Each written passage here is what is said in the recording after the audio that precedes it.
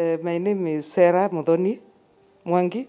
I'm a high school teacher here in Nakuru. My journey with cancer started in 2011. And because I'm positive with HIV, this is the 23rd year. And to be precise, I'm undetectable as we talk. When we talk about being undetectable, is that there is no circulation of the virus in the blood. At the time I was diagnosed, it was in 2011, and it manifested itself as warts. One was in the anal opening, the other one at the labia on my right. And initially, just like any other cancer, we didn't first realize it was a cancer. We were thinking, the doctors, I could go to this hospital and I was being diagnosed for hemorrhoids. And that's when one doctor told me that I should go and see a surgeon. And that surgeon is the one who discovered that there was a wart at the anal opening. And I went through 27 sessions, and I thought it was gone. Only for it in 2013 to appear at the point at the labia, where the other wart was, as pus. It was smelly. So I went back to him. He did another surgery, and the results again came back with the cancer cells. And this time I decided not to take back the results to him because I was so much afraid of chemotherapy. You know, the horrific stories that are out there about chemotherapy. I decided to take it to the clinic where I go for HIV, that is in Eldoret, a place called Ampath. And the doctor there told me to go and see the oncologist there. I was booked in for another surgery.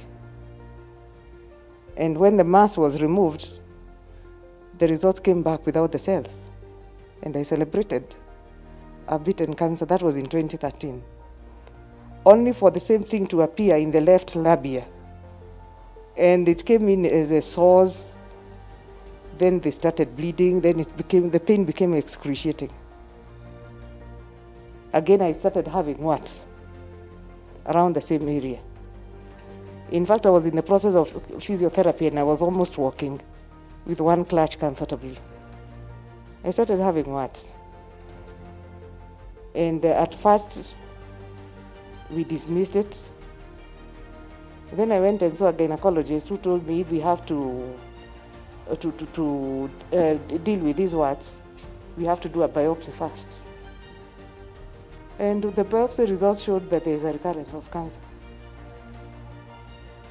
I brought the results here, and I was started on the second line chemotherapy. And I went through it. This time my hair didn't fall off, but it was not an easy journey. By the grace of God, I completed the cycles on 18th December. But in the process of that, I contracted COVID. It started as a cold. I ignored, I thought it would go.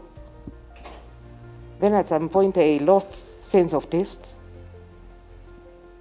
I couldn't imagine, because I was mostly in the house, I couldn't imagine that I could be having COVID. They took me to PGH. And I was there for 7 days. And I was strong. I was on oxygen for one night. And now I can tell a story about COVID. Yeah, the fear that people have. I also had that fear. I would tell them not to fear. Because the earlier you get the tests, the better. And on being a teacher, we were introduced to this insurance called Minet. And I'm also on NHIF. So at least I've managed, but still, you don't just eat any food. You need a balanced diet, considering that I'm positive with HIV, and I'm also battling with cancer. So you have to be very careful. Like, you know, buying brown rice, a kilogram is 270 now. You can imagine. So you realize much of what you're doing, you have to shelve other things like development and focus on your health. And I consider this body of mine a story building. A story building that I have built. It's only that there are no tenants.